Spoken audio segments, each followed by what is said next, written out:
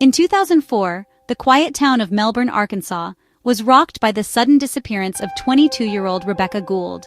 She was a student at Ozarka College, known for her bright spirit and dependability. On September 20th, Rebecca failed to pick up her younger sister and stopped answering her phone, something completely out of character. Her family's concern quickly turned to panic as hours passed with no word. The community, where everyone knew each other, mobilized instantly, searching woods and backroads for any sign of Rebecca. Law enforcement treated her disappearance as a serious crime from the start. Rebecca's car, purse, and phone were all left behind, clear signs she hadn't left by choice. The Ozarks, usually peaceful, now felt ominous, hiding a secret no one could find. As the sun set on that first day, hope faded and fear took hold. The search for Rebecca Gould had begun, and the town would never be the same. Her family and friends clung to hope, but the silence was deafening. A haunting mystery had taken root in Melbourne. Rebecca's final weekend seemed ordinary. She stayed at her boyfriend Casey McCullough's trailer, a routine visit. She dropped her car at a friend's house and planned to drive Casey's truck while he worked an early shift at Sonic. On Sunday, she spoke with friends and family, sounding upbeat and making plans for the week ahead. A friend was supposed to visit that evening but never did. The last confirmed contact with Rebecca was Sunday night. After that, her phone went silent. On Monday morning, Casey left for work while Rebecca slept. He later told police everything seemed normal when he left. Rebecca was supposed to drive her sister to class that morning, but she never showed. Her absence was immediately alarming to her family. The weekend's normalcy would soon be shattered by tragedy. Every detail of those hours would be scrutinized for years to come. No one realized danger was so close. When Casey returned home Monday afternoon, Rebecca was gone, but her purse, phone, and keys were still there. The trailer's washing machine was running, filled with freshly laundered sheets and blankets. Bloodstains were found on the mattress, box spring, and bedroom floor.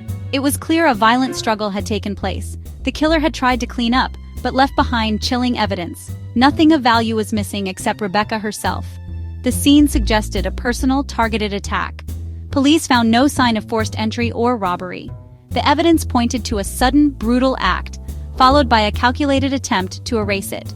Investigators were left with a sanitized crime scene, but no victim and no suspect. Rebecca had vanished, and the clues only deepened the mystery. The search for answers had just begun. The community was left reeling.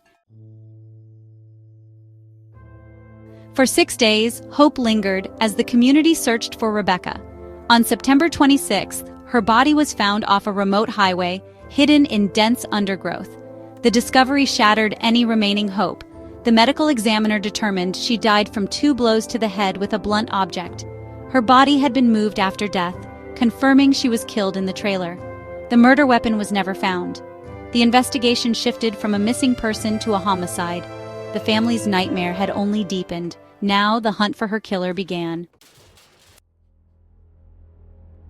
Investigators focused on those closest to Rebecca, especially her boyfriend Casey. But he had an alibi and no evidence linked him to the crime. Dozens of interviews and tips led nowhere. The lack of a murder weapon and DNA evidence stalled the case.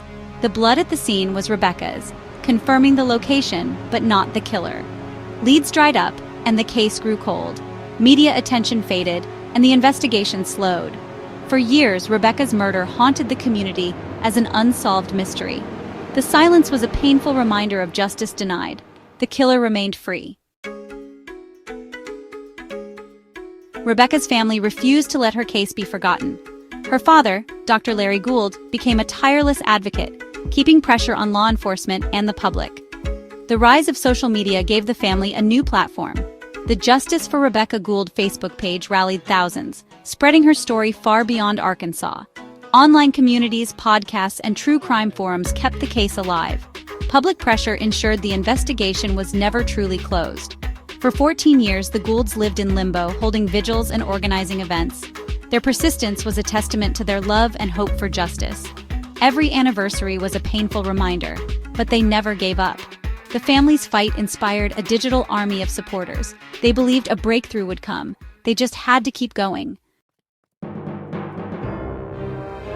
14 years later, a fresh set of eyes brought new hope. In 2018, Special Agent Mike McNeil re-examined the case, focusing on William Alama Miller, Casey's cousin. Miller's alibi didn't hold up under scrutiny. McNeil re-interviewed witnesses and pressed Miller on inconsistencies. The renewed investigation broke through Miller's wall of silence. In November 2020, Miller confessed to killing Rebecca.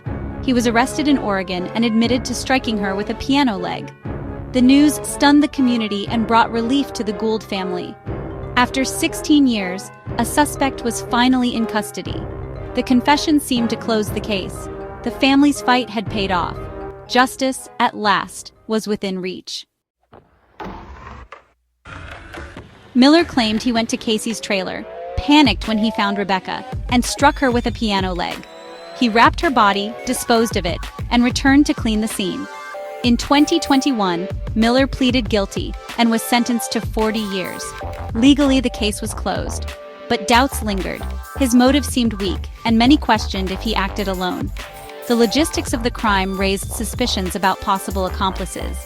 Some believed Miller's confession was incomplete or designed to protect others. Online forums and the Gould family continued to debate the truth. The confession brought closure, but not complete answers. The search for the full story persisted. Justice felt bittersweet. Rebecca Gould's story is a lesson in the devastating impact of violence and the power of persistence. Her family's unwavering fight, amplified by social media, kept her case alive for 16 years. The confession and conviction brought legal closure, but not all the answers. The case reminds us that justice is often complex and incomplete. The Gould's quest for truth continues, seeking to understand the why and how. Rebecca is remembered for her bright life and the love that fueled a relentless search for justice. Her legacy endures in the hearts of those who loved her. The community's support and the family's voice made a difference. The need for truth remains powerful and universal. Rebecca's story is a tribute to the strength of family and community. May she rest in peace.